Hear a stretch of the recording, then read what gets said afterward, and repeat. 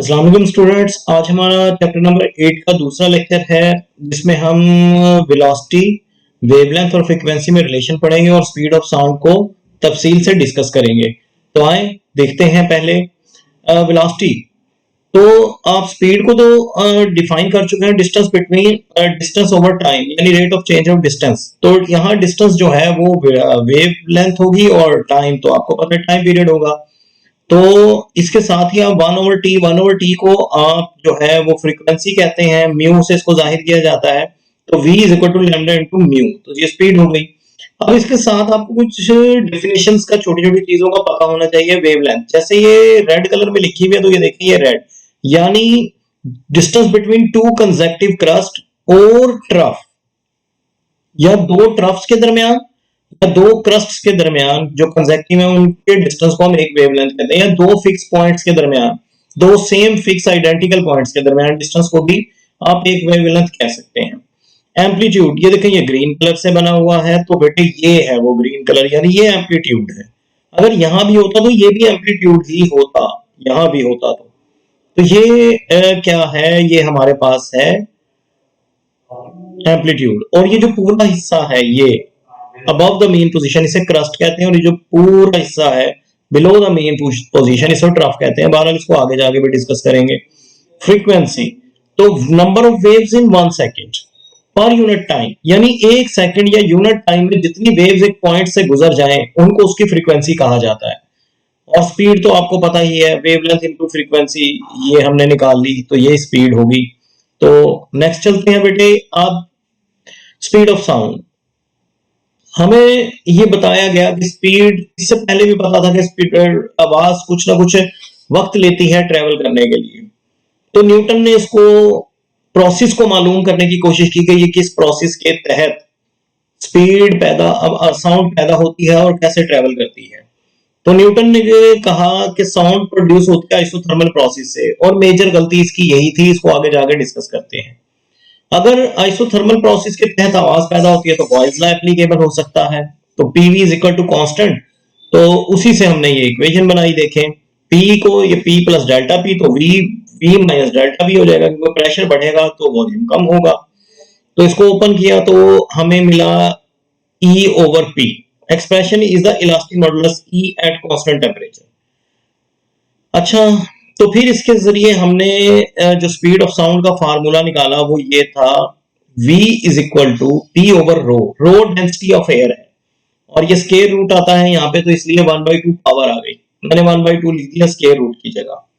तो आप ये देख सकते हैं एट एसटीपी, स्टैंडर्ड टेम्परेचर और प्रेशर पर हम अगर ये वैल्यूज पुट करें तो इसकी जो अकॉर्डिंग टू न्यूटन्स फार्मूला जो स्पीड ऑफ साउंड निकलती है वो 280.22 मीटर पर सेकेंड निकलती है, जो कि 16% लेस है than original value. Original value 333 metre पर सेकेंड है। तो साबित हुआ कि न्यूटन कहीं ना कहीं गलती कर गया। न्यूटन कहीं ना कहीं गलती कर गया कि उसकी स्पीड ऑफ साउंड कम निकली। लेकिन प्रोसीजर पता लग गया कि आप कैसे निकाल सकते हैं।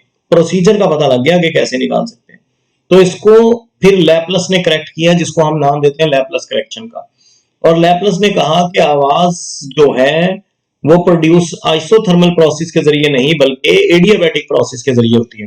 तो आइसोथर्मल प्रोसेस में PV is equal to constant होता है, तो एडियाबैटिक प्रोसेस में PV gamma is equal to constant होता है।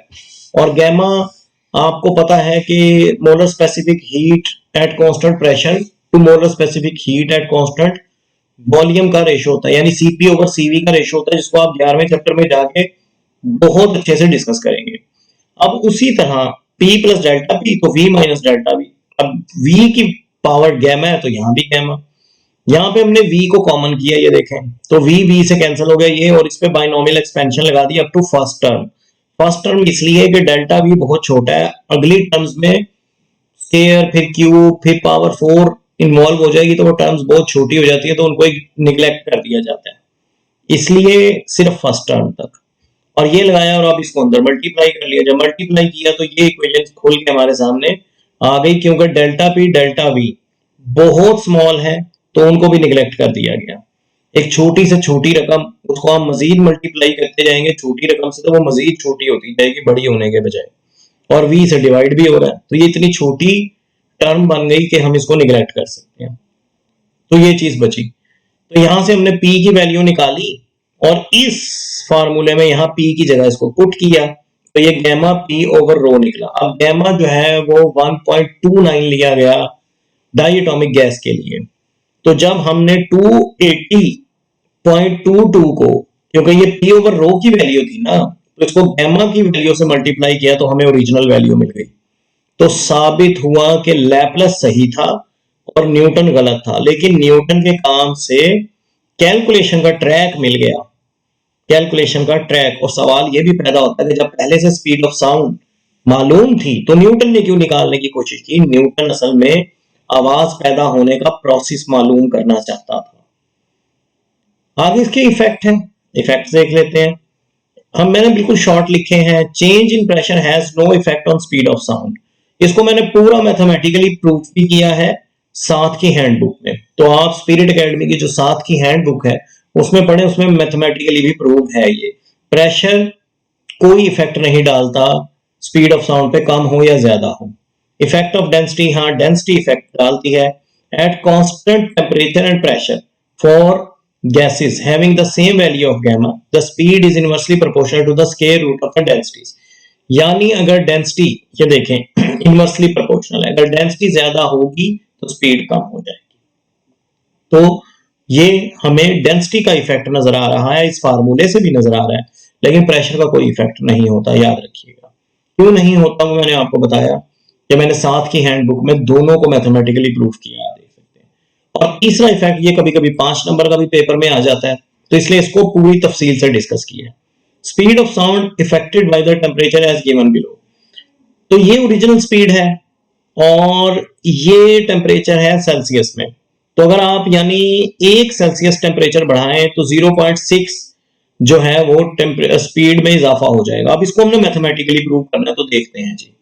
ये हमने फार्मूला पढ़ा कि यही था, V गैमा ओवर P, और ये 0 सेल्सियस पर था। ये देखें, ये 0 सेल्सियस पर, और T सेल्सियस यानी T कोई भी टेम्परेचर हो सकता है, 50, 100, 100, कुछ भी आप कह सकते हैं।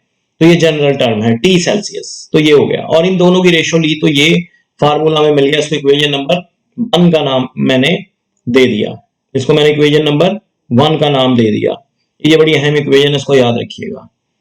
अच्छा, अब वॉल्यूम एक्सपेंशन का फार्मूला हमें पता है, ये वॉल्यूम है, अब ये स्पीड नहीं है, कैपिटल V वॉल्यूम है। Vt is equal to V naught 1 plus beta over T, where V naught is a volume at 0, beta is the coefficient of volume expansion। ये आप मैट्रिक में भी ये फार्मूला पढ़ चुके हैं, इसलिए इस पर ज्यादा बहस करने की जरूरत नहीं है, लेकिन सिर्फ ये याद रखने की जरूरत है कि ये कोएफिशिएंट ऑफ वॉल्यूम एक्सपेंशन है। अगर 1/23 फॉर ऑल गैसेस हो तो हम बीटा की वैल्यू ये लगाते हैं। देखें, ये मैंने इसकी वैल्यू लगा दी कि बीटा, मैंने कहा कि 1/23 273 है, 1/273 फॉर ऑल गैसेस, तो ये चीज बन गई। अब जो डेंसिटी है वो मैस ओवर वॉल्यूम है, तो ये मैस ओवर वॉल्यूम मैंने यहां पुट कर दिया। आप देख सकते हैं ये दोनों तरफ, ये मैस इस मैस से कैंसिल हो जाएगा। तो ये जब मैं क्रॉस करूंगा तो ये यहां डिवाइड हो रहा है, यहां आके मल्टीप्लाई हो जाएगा, तो रो नॉट ओवर रो टी हो जाएगा। ये देखें, और यहां पे इसकी वैल्यू लगा दी है, यहां ये रो नॉट ओवर रो टी की ये वाली वैल्यू यहां पुट कर दी यहां, और जब इसको भी बाइनोमियल एक्सपेंशन लगाई तो ये फार्मूला बन गया। ये वैल्यू यहां पुट करने के बाद बाइनोमियल एक्सपेंशन लगाएंगे फर्स्ट टर्म तक, तो ये फार्मूला आपके पास बन जाएगा। ठीक है जी, ये वाला फार्मूला। तो साबित हुआ कि टेम्परेचर का खासा इफेक्ट है। और आपकी बुक का एक शॉर्ट क्वेश्चन भी है कि गर्म हवा में आवाज तेजी से ट्रेवल करेगी या ठंडी हवा में। तो यहां से साबित हुआ कि गर्म हवा में आवाज ज्यादा तेजी से और दूर तक ट्रेवल कर सकती है। आज का लेक्चर यहीं तक, अल्लाह हाफिज।